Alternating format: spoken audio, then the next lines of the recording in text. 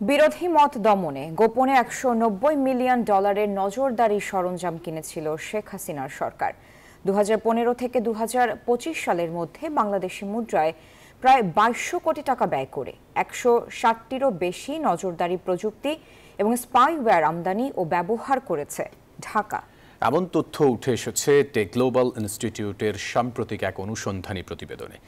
ইসরায়েলের তৈরি এসব প্রযুক্তি অধিকাংশই অস্বচ্ছ ক্রয় প্রক্রিয়া এবং তৃতীয় দেশের মধ্যস্থতায় আনা হয়েছে বলে প্রতিবেদনে উল্লেখ করেছে টেক গ্লোবাল। বিগত 3 সংসদ নির্বাচনে একতরফা ভোটে জয় নিশ্চিত করতে দমন পীড়নের সব রেকর্ড ছাড়িয়ে যায় শেখ হাসিনা সরকার। বিরোধী মত দমনে রাজনৈতিক নিপীড়ন, গুমের মতো জঘন্য অপরাধের অভিযোগও আছে।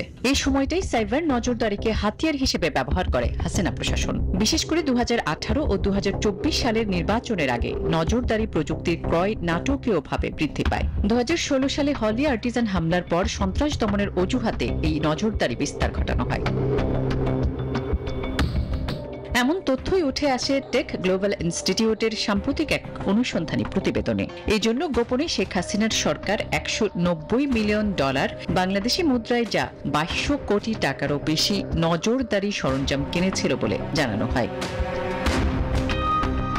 প্রতিবেদনটি জানায় 2015 থেকে 2025 সালের মধ্যে ওই অর্থ ব্যয় করে 160টিরও বেশি নজরদারি প্রযুক্তি, স্পাইওয়্যার আমদানি ও ব্যবহার করা হয়েছে। এসব প্রযুক্তির প্রায়শই অস্বচ্ছ ক্রয় প্রক্রিয়া এবং তৃতীয় দেশের মধ্যস্থতায় আনা হয়েছে।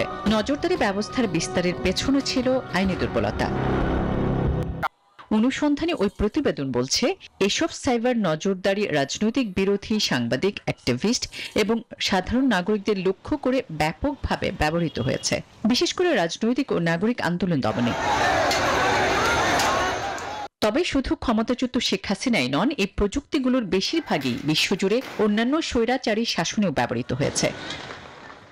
আসমা তুলি, নিউজ 24।